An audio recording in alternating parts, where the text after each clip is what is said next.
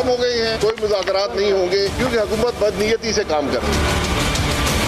ये जो बैठ के लोगों की बालियां उतार के जेब में डालते हैं, लोगों से इस तरह 5-5 हजार की थदियां वसूल करते हैं, शेम ऑन हिम। ऐसे ही होता है। अगर ये नहीं होगा तो आप भी नहीं बोलेंगे, दोनों नहीं बोलेंगे, कोई नहीं बोलेगा। ये क्या तरीका है? अगर आप ये वाला माहौल रहेगा तो इजलास इस तरह नहीं चल सकेगा। साहब से पहले बात करने नहीं देंगे आप। अजीब बदमाशी बनाइए, बाहर भी बदमाशी, यहाँ भी बदमाशी। गाँव पीओ को हलाल कर दे, इस तरह नहीं चलेगा स्पीकर साहब, नहीं देंगे इनको एनआरओ प्लस। इल्जाम दशनाम, रूठना, शोर शराबा और गुलगपाड़ा। मुल्क में एहतसाब के नाम पर सियासत तो हो ही रही थी, अब इसमें हंगामा आराई भी शामिल हो गई। नाज़रीन, हुकूमत और अपोजिशन मिलकर एहतसाब के कानून में तरमीम भी करना चाहते हैं और एक दूसरे पर करप्शन के इल्जामात भी लगा रहे हैं। खबर यह भी है कि पाक लेन रेफरेंस में आसिफ जरदारी के खिलाफ शवाहिद मिलने का सिलसिला जारी है। नेशनल बैंक के 2 साबिक सुदूर आसिफ अली जरदारी के खिलाफ वादा माफ गवाह बन गए। पार्क लेन की मुबैना फ्रंट कंपनी पार्थेनोन को कर्ज जारी होते वक्त सैयद अली रजा नेशनल बैंक के सदर थे। कर्ज जारी करने वाले कमेटी के सरबराह कमर हुसैन भी बाद में नेशनल बैंक के सदर बने। नैब के मुताबिक सैयद अली रजा को उनकी अपनी दरख्वास्त पर वादा माफ गवाह बनाया गया है। सैयद अली रजा ने बयान दिया कि आसिफ जरदारी ने बतौर सदर पाकिस्तान अनवर मजीद और अब्दुल गनी मजीद को बैंक हुकाम से मिलाया था। जरदारी के दबाव पर ही कर्ज की रकूम जारी की जाती रही जो जाली अकाउंट्स में गई। पार्क लेन केस में नैब ने आसिफ जरदारी के खिलाफ 61 गवाह तैयार कर लिए हैं। नेशनल बैंक क्रेडिट कमेटी के तमाम अफसरान भी आसिफ जरदारी के खिलाफ गवाहान में शामिल हैं। ज़ाब्ता फौजदारी की दफा 161 के तहत गवाहों के रिकॉर्ड बयान नैब के पास मौजूद। तमाम गवाह फर्द जुर्म आयद होने के बाद अदालत में भी पेश किए जाएंगे। तफ्तीशी रिपोर्ट के मुताबिक फ्रंट कंपनियां पाक लेन और पार्थोन यूनुस कदवाई ने बतौर फ्रंटमैन चलाई। नाजरीन, कर्ज और किकबैक्स की रकूम यूनुस कदवाई ने जाली अकाउंट्स में डाली। यूनुस कदवाई के दफ्तर पर छापे के दौरान मिलने वाली A1 इंटरनेशनल नामी जाली अकाउंट्स की मोहरें भी शवाहिद में शामिल कर ली गई हैं। कर्ज लेने वाली मुबैना फ्रंट कंपनी पार्थेनोन के कंप्यूटर ऑपरेटर की गवाही भी शवाहिद का हिस्सा बना ली गई है। एक जानिब तो ऑपोजिशन रहनुमाओं के खिलाफ केसेस में शवाहिद मिल रहे हैं, दूसरी जानिब वही ऑपोजिशन हुकूमत के साथ मिलकर नैब कवानीन बदलने के लिए मुज़ाकरात कर रही है। ऑपोजिशन चाहती है नैब के इख्तियारात पर नजरसानी की जाए। ऑपोजिशन चाहती है 1 अरब से कम मालियत की करप्शन नैब के दायरे इख्तियार में नहीं होनी चाहिए। 5 साल पुरानी ट्रांजैक्शंस नैब के दायरे इख्तियार में नहीं होनी चाहिए। ऑपोजिशन चाहती है करप्शन पर नाअहली 10 साल के बजाय 5 साल होनी चाहिए। हुकूमत कहती है ऐसा होना मुमकिन नहीं। इन्होंने जो मसवदा हमें पेश किया उसमें इन्होंने नैब के कानून में 35 तरामीम तजवीज की। जिस शक्ल में आप तरमीम चाहते हैं, ये तरमीम पाकिस्तान तहरीक इंसाफ के लिए मुमकिन न होगी। ऑपोजिशन का मौक़िफ़ है कि नैब के कवानीन सिर्फ ऑपोजिशन पर ही क्यों लागू होते। हुकूमत चेयरमैन नैब की मुद्दत मुलाजमत में तोसी चाहती थी। नून लीगी रहनुमा ख्वाजा आसिफ ने शाह महमूद कुरैशी को इल्जामात का निशाना बनाया। 3 रातें कबल जो है रात के अंधेरे में हमें एक ड्राफ्ट जो है नैब लॉ का भेजा गया। उसमें नैब के चेयरमैन, नैब के PAG जो भी थे, PGA वगैरह सब की एक्सटेंशन जो है, कल इन्होंने कहा जी कि हमने एक्सटेंशन नहीं, कल फ्लोर के ऊपर उस चीज को डिनाई किया। हमारे पास वो ड्राफ्ट मौजूद है जो असेंबली के सेक्रेटेरिएट ने भेजा हुआ है, जिसमें इन्होंने कहा एक्सटेंडेबल का लफ्ज लिखा हुआ है। यहाँ अहम सवाल यह है कि ऑपोजिशन नैब कवानीन में जो तरामीम चाहती है इससे फायदा किसको होगा। ऑपोजिशन चाहती है मनी लॉन्ड्रिंग पर नैब का इख्तियार खत्म किया जाए, इससे चौधरी शुगर मिल्स केस का सामना करने वाले शरीफ खानदान को फायदा होगा। ऑपोजिशन चाहती है बैंक डिफॉल्ट पर नैब का इख्तियार खत्म हो जाए, इससे पार्क लेन रेफरेंस में आसिफ जरदारी को फायदा पहुंचेगा। ऑपोजिशन की ख्वाहिश है कि 1 अरब से कम करप्शन पर नैब का इख्तियार खत्म हो जाए, इससे तोशा खाना रेफरेंस में नवाज शरीफ, आसिफ जरदारी और यूसुफ रजा गिलानी को रिलीफ मिलेगा। ऑपोजिशन इख्तियारात के गलत इस्तेमाल के नैब कानून में नरमी चाहती है, इससे चोलिस्तान गैर कानूनी अलॉटमेंट केस में शहबाज शरीफ को फायदा पहुंचेगा। ऑपोजिशन की एक मुजव्वज़ा तरमीम यह भी है कि मनी लॉन्ड्रिंग एक्ट 2010 पर नैब केस खत्म किए जाए, इससे मनी लॉन्ड्रिंग रेफरेंस में फरियाल तालपुर को फायदा पहुंचेगा। ऑपोजिशन ये भी मुतालबा कर रही है कि पॉलिसी साज बॉडीज के फैसलों पर नैब का इख्तियार खत्म किया जाए, इससे LNG और नारोवाल स्पोर्ट्स सिटी केस में शाहिद खाकान अब्बासी और एहसन इकबाल को रिलीफ मिल सकता है। ऑपोजिशन की यह ख्वाहिश भी है कि नए ऑर्डिनेंस का इतलाक 1999 से किया जाए। इसकी जद में जाली अकाउंट्स केस समेत कई मेगा स्कैंडल्स आएंगे। ऑपोजिशन की मुजवजा तरमीम के मुताबिक ECC फैसलों पर नैब इख्तियार खत्म किया जाए। इससे चीनी में सब्सिडी लेने और देने वाले बच जाएंगे। अगर ऑपोजिशन की तजवीज़ करदा तरमीम मान ली जाए नाजरीन, तो नैब के पास सिर्फ मजारबा केस ही बचेगा। ये बात कर रहे हैं कि हम तब कानून साजी होने देंगे अगर हमें NRO प्लस मिल जाए। स्पीकर साहब नहीं मिलेगा। बात करते हैं कि 1999 से पहले के जो केसेस हैं, मतलब रमजान शुगर मिल के केसेस चल रहे हैं, इनके बाकी केसेस चल रहे हैं, इन सब को मुआफ कर दे, काओ पीओ को हलाल कर दे। इस तरह नहीं चलेगा स्पीकर साहब। दूसरी जानिब यह मामला भी बहुत अहम है कि नैब कवानीन में तरामीम के लिए जो कमेटी है, इस कमेटी में जो अरकान है वो तो खुद नैब केसेस का सामना कर रहे हैं। नाज़रीन, 23 जुलाई को 28 रुकनी खुसूसी कमेटी बनाई गई थी। इसी में शामिल Babar Awan Nandipur power project case में मुलव्विस रहे। जून 2019 में एहतसाब अदालत में इन्हें बरी कर दिया गया और नैब इस बरीयत के खिलाफ इस्लामाबाद हाई कोर्ट से रुजू कर चुका है। साबिक वज़ीर आज़म राजा परवेज अशरफ भी कमेटी में शामिल है। उन पर भी रेंटल पावर प्रोजेक्ट्स में किकबैक्स लेने का केस था। एहतसाब अदालत इन्हें बरी कर चुकी है और इस बरीयत के खिलाफ भी नैब हाई कोर्ट जा चुका। कमेटी में शामिल परवेज खटक पर भी मालम जब्बा की सरकारी अराजी मनपसंद कंपनी को लीज पर देने का केस है।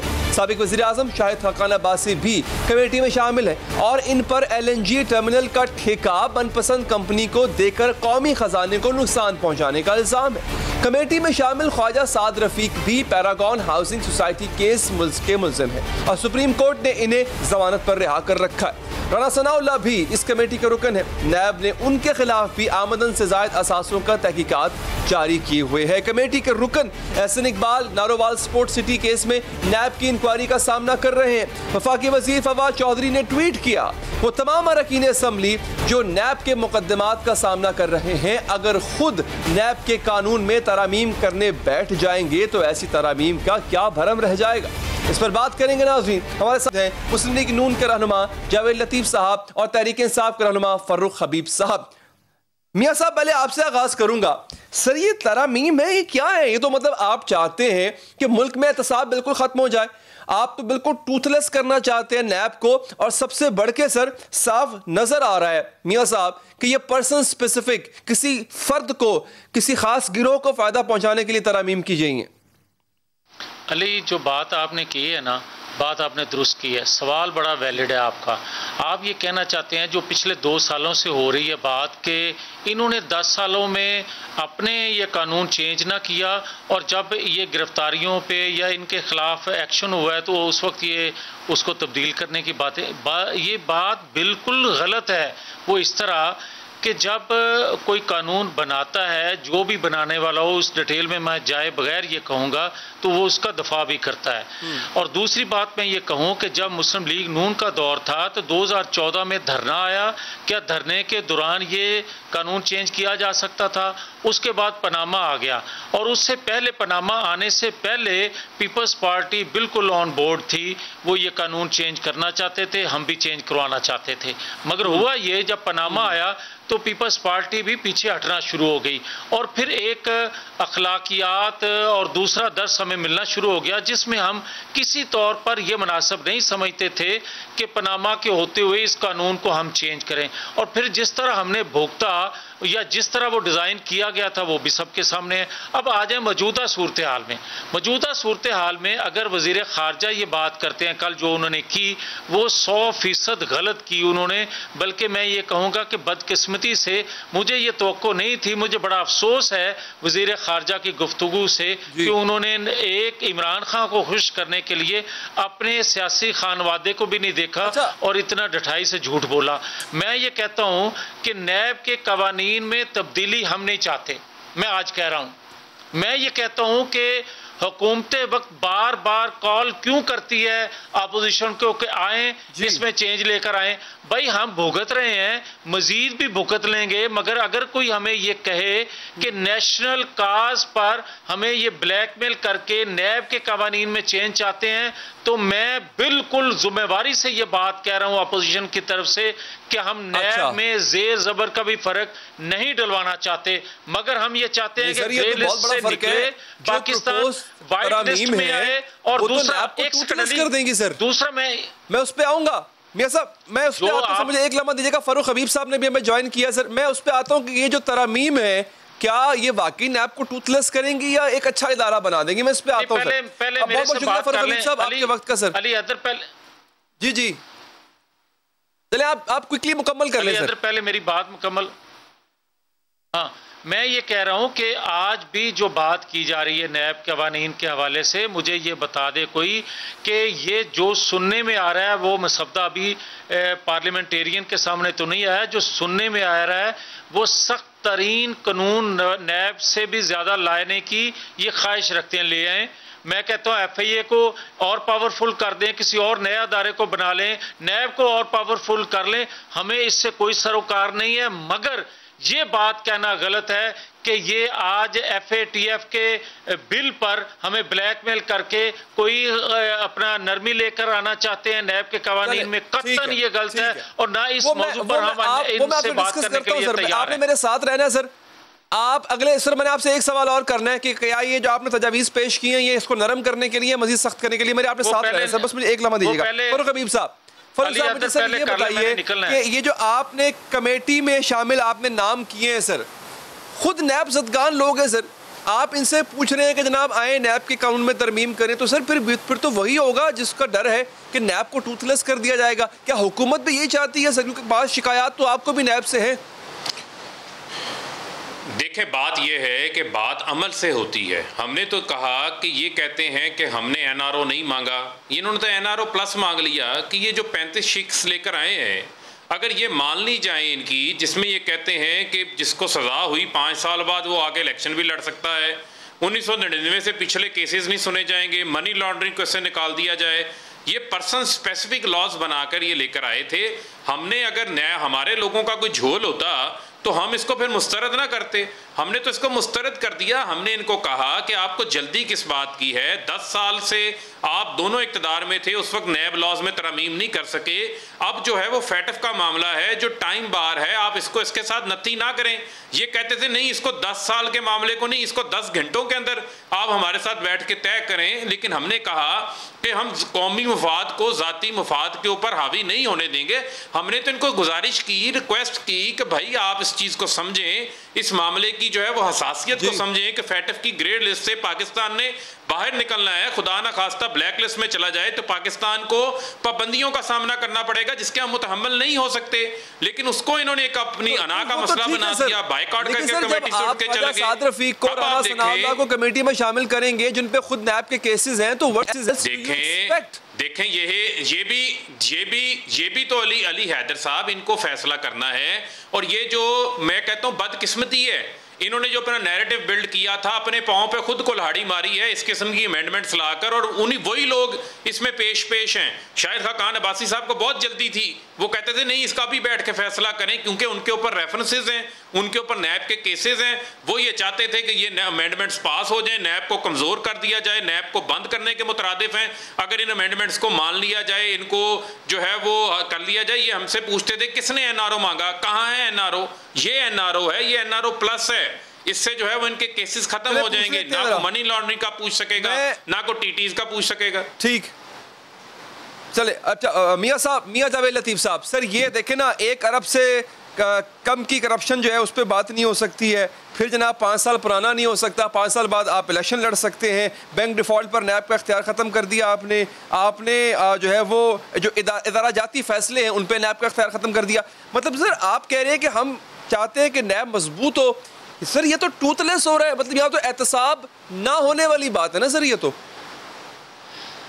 यार अली हैदर, पहले मुझे एक सवाल का आप जवाब दे दो कि मैं ये मानता हूँ कि अपोजिशन की तरफ भी कुछ लोग ऐसे होंगे जिन पर ये इल्ज़ाम लगाया जा सकता है, या लगा होगा, मगर वो खामोश हैं, उनको तो नैब का कोई नोटिस नहीं है। मैं अपनी पहले बात कर लेता हूँ अपनी तरफ से।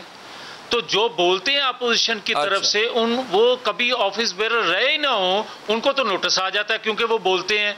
और दूसरी मुझे ये जवाब दें आप अली हैदर साहब कि ये कहते हैं कि 30-35 साल से ये लोग बरसरे इक़्तिदार हैं, इसलिए ये सारे के सारे करप्ट हैं। मैं ये भी बात इनकी अगर मान लूँ कि सारे के सारे करप्ट हैं, तो उसमें से 75% लोग तो इनके साथ बैठे हुए हैं। क्यों नहीं एहतसाब उनका होता, क्यों नहीं एहतसाब का अदारा उनको नोटिस भेजता। अब आ गई जो बात आप कर रहे हैं कि 10 साल पीछे ना जाए, 5 साल पीछे ना जाए। अनोखे लाडले के लिए तो ये कहा गया था कि 10 साल से पीछे ना जाया जाए, जो आज के चीफ एग्जीक्यूटिव हैं। तो कोई और बात करे तो उस पर एतराज है। उनके तो आप 70 साल पुराने जो कारोबारी केसेस हैं उनको आप कंगाल रहे थे, मगर उन्होंने तो हिसाब दिया। अब आ जाए मैं एक FATF के हवाले से बात कर दूं कि बिल जो था इसका, ये तो 6 माह से कमेटी में पड़ा हुआ है भाई। इनके मशीरे खजाना को वक्त ही नहीं था कि वो उस कमेटी का हिस्सा बनते या उस पर बात करते। आज इनको रातों रात जल्दी तो रातों रात इनको आई। अगर कौमी मफाद में इन्होंने कोई एक्शन लेना था तो 6 माह का सोए हुए थे। ये भी कसूर अपोजिशन का है। और दूसरा मैं ये कहूंगा कि खुदा के लिए आप आज के बाद, मैं अली हैदर आपकी तवज्जो से ये कहूंगा कि अपोजिशन की तरफ से किसी को कॉल ना करे हुकूमत वक्त। हम नैब के कवानीन में कोई तब्दीली नहीं चाहते। हाँ, हम जरूर साथ देंगे जो पाकिस्तान के मफाद में कवानीन है उनका नैब के हवाले से हम ये कहें भी, ये रिक्वेस्ट भी करें तो हम उससे बात करने के लिए तैयार नहीं होंगे। ये APC फैसला करेगी नैब के हवाले से, एहतसाब के हवाले से। इस पर हम इनके साथ बात करने के लिए तैयार नहीं है। ले जी फारूक साहब, वो तो कहते हैं कि ये तरमीम हमें नहीं करवानी थी, तरमीम हम APC में फैसला करेंगे। देखें, ये तो फिर वही बात हुई ना। इन्होंने पहले 35 पंक्चर लगाने की कोशिश की। नैब की टोटल जो है वो 37 से 38 तो नैब की शिकें हैं, उसमें से ये कहते हैं 35 बिल्कुल जो है वो ख़त्म कर दी जाएं। इनकी ख्वाहिश है कि 3 साल कर दी जाए चेयरमैन की मुद्दत, 3 साल कर दी जाए प्रोसिक्यूटर की मुद्दत, क्योंकि उनकी मुद्दत 3 साल तो पूरी हो चुकी है, दोनों का 1-1 साल बाकी है। ये इतने पर्सन स्पेसिफिक लॉज बनाकर लेकर आए हैं जिससे ये बुरी तरह एक्सपोज हुए हैं। ये मैं आपको यही तो कह रहा हूँ, इनको खुद समझ नहीं आ रही। जो इनकी पार्टी के अंदर वो लोग जो कि चीज़ों को समझते हैं, उन्होंने ये अमेंडमेंट्स नहीं बनाई। ये उन लोगों ने अमेंडमेंट्स बनाई हैं जिनकी गर्दनें जो है वो नैब के अंदर फंसी हुई हैं, जिनको पता है कि इंतखाब जो है वो ठीक है। बहुत बहुत शुक्रिया आपका फारूक साहब, आपका बहुत बहुत शुक्रिया मियां साहब, आपने वक्त दिया, आपका भी बहुत बहुत शुक्रिया। आगे बढ़ते हैं नाज़रीन, वज़ीर आज़म ने इधर उधर से इकट्ठा करके जो टीम बनाई थी, जिस टीम के लिए मुल्क से बंदे लेकर आए थे, जिस टीम का हिस्सा दोहरी शरीयत वाले अफराद को बनाया गया था, आलमी इदारों में काम करने वाले लोगों को लेकर आए थे, क्या अब वो टीम खजान रसीदा पत्तों की तरह बिखर रही है? आज जकेवा दीगरे वज़ीर आज़म के 2 मुआवनीन ने इस्तीफा दे दिया है। पहला इस्तीफा मुआवन खुसूसी बराए डिजिटल पाकिस्तान तानिया इदरुस की जानिब से सामने आया। उन्होंने कहा कि दोहरी शरीयत पर तनकीद से डिजिटल पाकिस्तान का मकसद मुतासर हो रहा था। तानिया इदरुस ने यह भी लिखा कि वो डिजिटल पाकिस्तान के विजन में किरदार अदा करने और इसकी तरक्की का मकसद लेकर पाकिस्तान आई थी, लेकिन बदकिस्मती है कि पाकिस्तानी शहरी की पाकिस्तान में खिदमत करने की ख्वाहिश दोहरी शरीयत जैसे मसाइल के पीछे छुप जाती है। तानिया इदरुस को दोहरी शरीयत पर तनकीद से शिकवा है। हालांकि उनके मुताबिक वो कनाडा में पैदा हुई थी और इसी बुनियाद पर कैनेडियन नेशनैलिटी रखती हैं, लेकिन उनकी पाकिस्तान में खिदमत करने की ख्वाहिश की राह में दोहरी शरीयत हायल हुई। तानिया इदरुस ने नेशनैलिटी छोड़ने की बजाय ओहदा छोड़ना ज्यादा मुनासिब समझा। उनके इस्तीफे की खबर के कुछ देर बाद ही मुआवन खुसूसी बराए सेहत का इस्तीफा भी सामने आ गया। उन्होंने भी यही कहा कि वो आलमी इदारे सेहत छोड़ कर आए थे। डॉक्टर जफर मिर्जा ने अपनी ट्वीट में लिखा, मुआवनीन खुसूसी के किरदार से मुतालिक मनफी बातचीत और हुकूमत पर तनकीद के बायस इस्तीफा दिया। दोनों मुआवनीन के बयानात ये बता रहे हैं कि उन्होंने अपनी मर्जी से इस्तीफा दिया, लेकिन खबरें बता रही हैं कि उन्होंने इस्तीफा दिया नहीं बल्कि उनसे लिया गया। डॉक्टर जफर मिर्जा के खिलाफ 2 करोड़ मास्क स्मगल करने के इल्जामात की भी तहकीकात जारी थी। डॉक्टर जफर मिर्जा अद्वियात की कीमतें कम कराने में नाकाम रहे थे। भारत से अद्वियात का खाम माल दरामद करने का फैसला भी मिस हैंडल किया था और मुशीर एहतसाब शहजाद अकबर इसकी तहकीकात कर रहे थे। नाज़रीन, समा न्यूज़ इसकी कवरेज करता रहा है। ये मामला काबीना इजलास में भी ज़ेरे बहस आया था और सुप्रीम कोर्ट में भी इसका तस्करा हुआ था। कि 467 जो दवाइयाँ हैं वो बरामद की जा रही हैं। जफर मिर्जा ही ने सारा कुछ उस वक्त पेश किया था। ये भी पता लगना है कि आया ये दवाइयाँ आई भी हैं नहीं आई। वहाँ का एक तहलका था भारत के रियाद की गिरावट के हवाले से, जिसमें विटामिन भी मंगवाए जा रहे थे लाइफ सेविंग ड्रग के नाम पर। जनरल ने तस्दीक की और कहा कि बिल्कुल ऐसा मामला सामने आया था और इसकी इंक्वायरी भी चल रही है। इस बात की तस्दीक वफाकी वजीर अली जैदी ने भी की। वो कहते हैं कि वजीर आज़म मुआवनीन की कारकर्दगी से खुश नहीं थे, इसलिए इस्तीफा लिया गया। जहाँ तक मैंने सुना है कि परफॉर्मेंस की वजह से प्राइम मिनिस्टर वो खुश नहीं थे परफॉर्मेंस से, तो उन्होंने कहा कि जी वी नीड रिप्लेसमेंट, तो आई एम श्योर उन्होंने रिप्लेसमेंट ढूंढ ली होगी। अद्वियात वाला मामला कबीना के इजलास में अली साहब डिस्कस हुआ था। अद्वियात की कीमतों का और जो इंडिया से इंपोर्ट्स हुई हैं, ये कबीना के इजलास में प्राइम मिनिस्टर ने नाखुशी का इजहार किया था। बिल्कुल हुआ था, मैं था उसमें कबीना की मीटिंग में और ये डिस्कस हुआ था और नाखुशी का इजहार भी किया था। मुस्ताफी होने वाली या ओहदे से हटाई जाने वाली तानिया इदरिस को भी एक स्कैंडल का सामना है। वो डिजिटल पाकिस्तान की मावन खुसूसी थी, लेकिन उन्होंने डिजिटल पाकिस्तान फाउंडेशन के नाम से ही एक कंपनी रजिस्टर कराई थी। ये बात वाज़े तौर पर मफादात का टकराव थी। की कंपनी गवर्नमेंट की कंपनी नहीं थी और इसको प्राइम मिनिस्टर को प्रेजेंटेशन नहीं थी दी गई। उसका पूरा प्रोसेस है।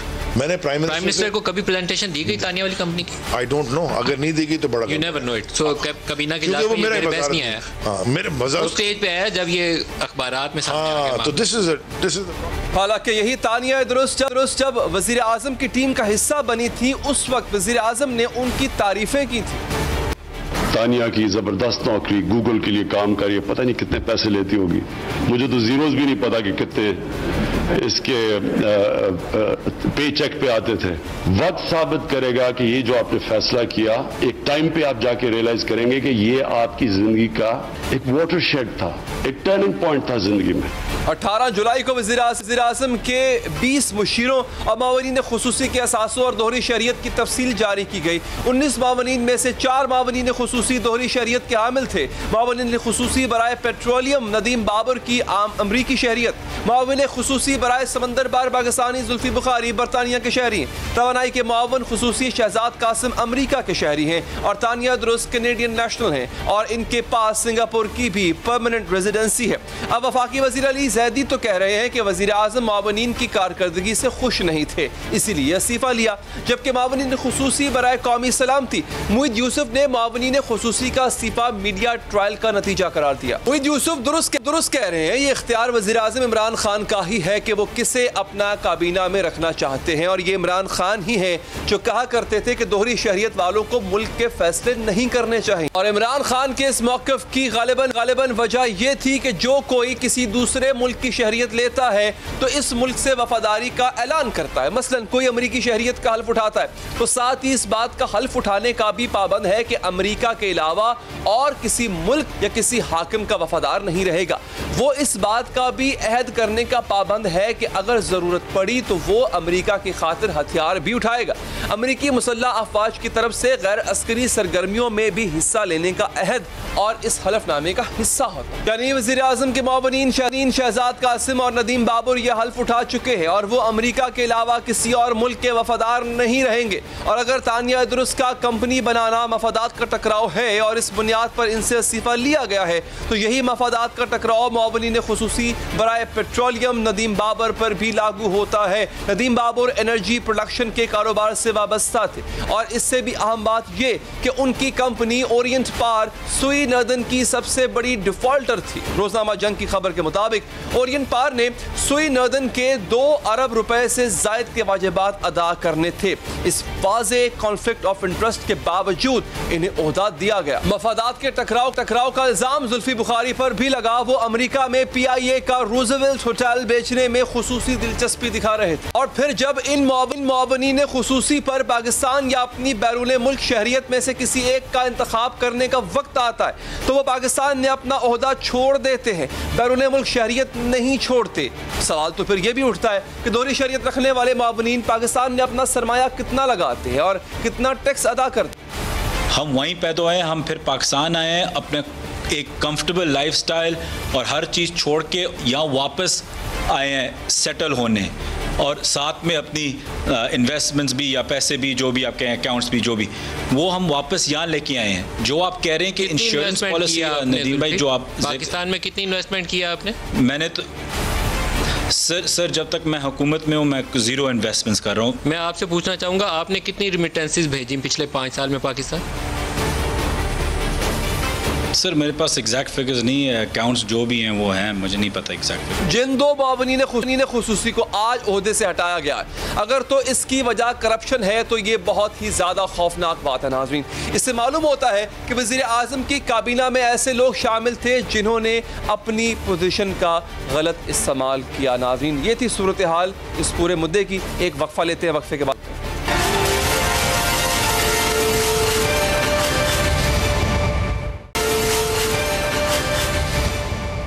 नाज़रीन, दुनिया में एक ऐसा मुल्क भी है जिसकी 125 करोड़ आबादी को नलके का पानी तक मैसर नहीं। 100 करोड़ लोग सरेआम रफ़ा हाजत करने पर मजबूर हैं। इसी 80 करोड़ अफराद गुर्बत और 10 करोड़ इंतहाई गुर्बत की हालत में 20 करोड़ लोगों को खाने के लिए मुनासिब खुराक मैसर नहीं होती है। 2 करोड़ लोग हर रात फुटपाथ पर सोने पर मजबूर हैं। लेकिन इसी मुल्क का बदमस्त जुनूनी वज़ीर आज़म इस कौम के 71 अरब डॉलर्स जंगी जुनून की नज़र कर चुका है। एक जानिब गुर्बत और बेरोजगारी मुल्क को खा रही है, माशी अदादोशुमार तबाही की दास्तान सुना रहे हैं। भारत को जिस इक्तिसादी सुस्त रवी का सामना है, इसकी मिसाल पिछले 70 साल में नहीं मिलती।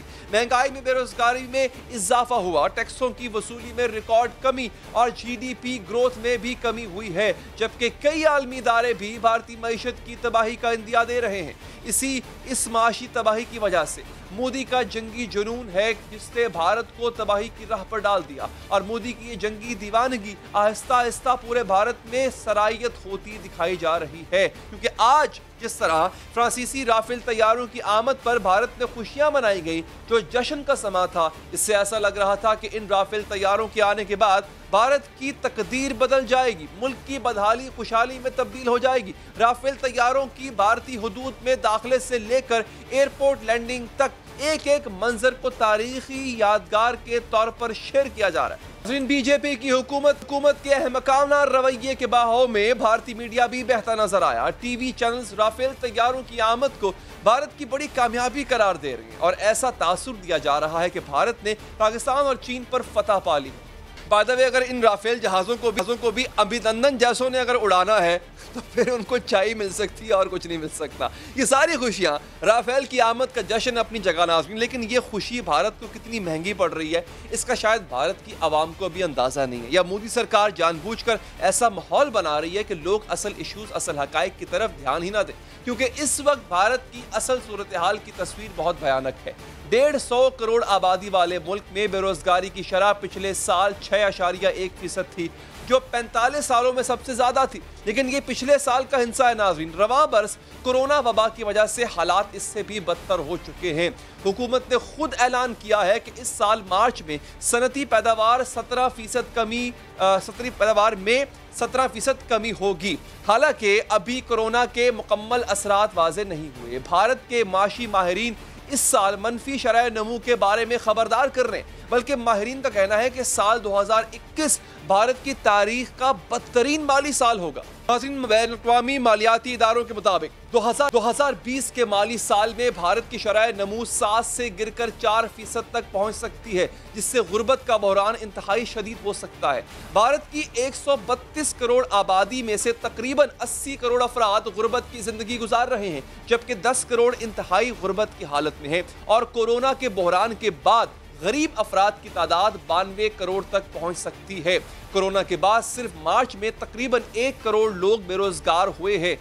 भारत में सेहत और तालीम की सूरत हाल भी इंतहाई अबतर है। यूनिसेफ के मुताबिक 25% भारतीय बच्चे तालीम की सहूलत से महरूम हैं, जबकि हर साल 14 लाख बच्चे 5 साल की उम्र तक पहुंचने से पहले ही नाकाफी सहूलियात की वजह से अमवात का निवाला बन जाते हैं। भारत दुनिया में ग़िज़ाइयत की कमी में पहले नंबर पर, जहां 20 करोड़ लोग मुनासिब ग़िज़ा ना मिल पाने पर सिर्फ 6% भारतीय आवाम को नलके के पानी तक रसाई। ऐसा नहीं कि मोदी हुकूमत ने मईशत में बेहतरी के लिए लिए कोई काम नहीं किया, कोई इकदाम नहीं किए, लेकिन इस हुकूमत ने जो भी कदम उठाया न सिर्फ नाकाम होते रहे बल्कि ये फैसले उल्टा भारतीय मईशत को नुकसान भी पहुंचाते रहे। नाज़रीन, यहाँ पर वक्त हुआ है ब्रेक का। ब्रेक के बाद आपको बताएंगे कि कोरोना की सूरत हाल में हज की तैयारियां किस तरह जारी हैं। इस वक्फे के बाद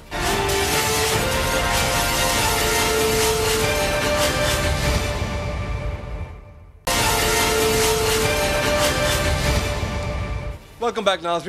नाज़रीन, ना हजर अस्वद को छू सकते हैं, ना मुकद्दस दीवारों से लिपट कर रोकर दुआएं मांगी जा सकती हैं। एक दूसरे से फासला और मास्क की पाबंदी भी अजीम इबादत का लाजमी हिस्सा बन चुकी है। नाज़रीन, कहाँ 25 लाख फर्जंदान इस्लाम का अजीम इज्तिमा और कहाँ सिर्फ 1000 खुशनसीब मुसलमान। एक साल पहले जो मनाजर देखे थे हम, जो मंजर हम देखा करते थे, वो हर मंजर अब बदल चुका है। मक्का मुकरमा में एहतियाती तदाबीर की पै दर पै तहों में हज की मनासिक का आगाज हो चुका है। लब्बैक अल्लाहुम्मा लब्बैक की सदाओं से फजा गूंज रही है। आज 160 ममालिक से ताल्लुक रखने वाले 10,000 आज़मीन हज के काफिले मक्का से मिना में मौजूद हैं। नाज़रीन, मिना रवानगी से पहले आज़मीन हज ने हिफाजती तदाबीर के तहत खाना काबा के तवाफ, कदम और सही अदा की। कतारों में कितना नज़्ब ज़ब्त है, कितना सुकून और कितनी पाकीज़गी है। लेकिन ये मुक़द्दस इज्तिमा एक चीज़ से महरूम है। नाज़रीन, खाना काबा की मुक़द्दस दीवारों के लम्स की तमाम और हर हाजी की जो ख्वाहिश होती है कि वो उसको छुए। जन्नत के पत्थर हजर अस्वद को हर हाजी छूना चाहता है, चूमना चाहता है, जैसा कि हमेशा होता आया था। लेकिन कोरोना की वबा इन ख्वाहिशों को निगल चुकी है। आज़मीन हज ने समाजी फासले के तहत तवाफ और सई की, जबकि हर 50 आज़म के लिए एक गाइड मुकर्रर किया गया जो रहनुमाई और हिदायत की पाबंदी को यकीनी बनाता था। तवाफ के बाद आज़मीन को खुसूसी बसों के जरिए मिना में मुंतकिल किया गया। मिना में हर साल 25 लाख अफराद के लिए खैमा बस्तियां आबाद होती थी और इस बरस मिना की बस्ती खाली सी नजर आई। आज रात मिना में कयाम और फिर सुबह फजर की नमाज के बाद आज़मीन मैदान अरफात रवाना होंगे, जहां हज का रुकन आज़म वकूफ़ अरफा अदा किया जाएगा। यौम अरफा के लिए मस्जिद निमरा में भी आज़मीन के लिए मखसूस निशान लगाए जा चुके हैं। इस साल अरफात में शेख अब्दुल्ला अल मुनी खुतबा हज अदा करेंगे। इस साल खुतबा हज उर्दू समेत 10 ज़बानों में पेश किया जाएगा। दिन भर अरफात में क़याम और मगरिब की आज़ान के बाद हुज्जाज कराम मुज़दलिफ़ा रवाना हो जाएंगे, जहां नमाज मगरिब और इशा मिलाकर अदा की जाएगी। रात भर मुज़दलिफ़ा में खुले मैदान और पहाड़ों पर क़याम होगा और फिर अल्लाह के ये मेहमान 10 ज़िल-हज यानी जुमे के रोज़ फजर की नमाज के बाद मिना रवाना हो जाएंगे, जहां जमरात के मकाम पर कंकरियां मारी जाएंगी। शैतान को कंकरियों का ये मंजर भी पहले से मुख्तलिफ होगा। नाज़रीन, हर हाजी को थैली में जरासीम से पाक कंकरियां दी जाएंगी और एक वक्त में सिर्फ 50 हाजी फासले पर रहते हुए कंकरियां मार सकेंगे। जमरात पर कंकरियों का जो मंजर हुआ करता था, हाजियों का जो जोश और जो बढ़ चढ़ कर शैतान को कंकरियां मारने की जो कोशिश होती थी, वो नज़ारा नाज़रीन, वो नज़ारा इस साल नहीं देखा जा सका। शैतान को कंकरियां मारने के बाद हाजी कुर्बानी करेंगे और सर मुंडवा कर अहराम खोल देंगे और फिर तवाफ ज़ियारत होगा। सऊदी हुकूमत ने इस साल कोरोना के बचाव के लिए खुसूसी इंतजामात किए हैं। तमाम हाजियों को मक्का के एक बड़े होटल में 5 दिन तक तनहा रखा गया था और तमाम आज़मीन के कोरोना टेस्ट भी किए गए।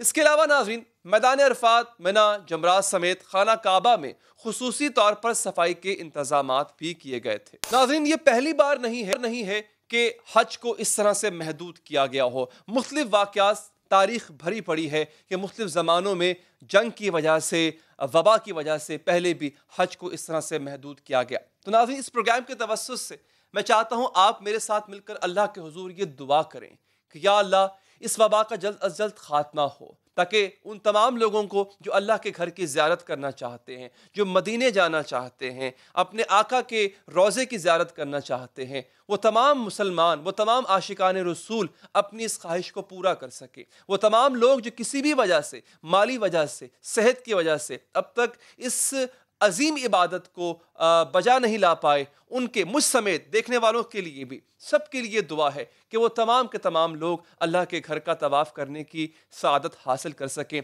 जल्द अज जल्द इस वबा का खात्मा हो, जल्द अज जल्द इस बीमारी का खात्मा हो और हम सब जो हैं वो इससे महफूज भी रहें। हमें दीजिए इजाज़त नाज़रीन।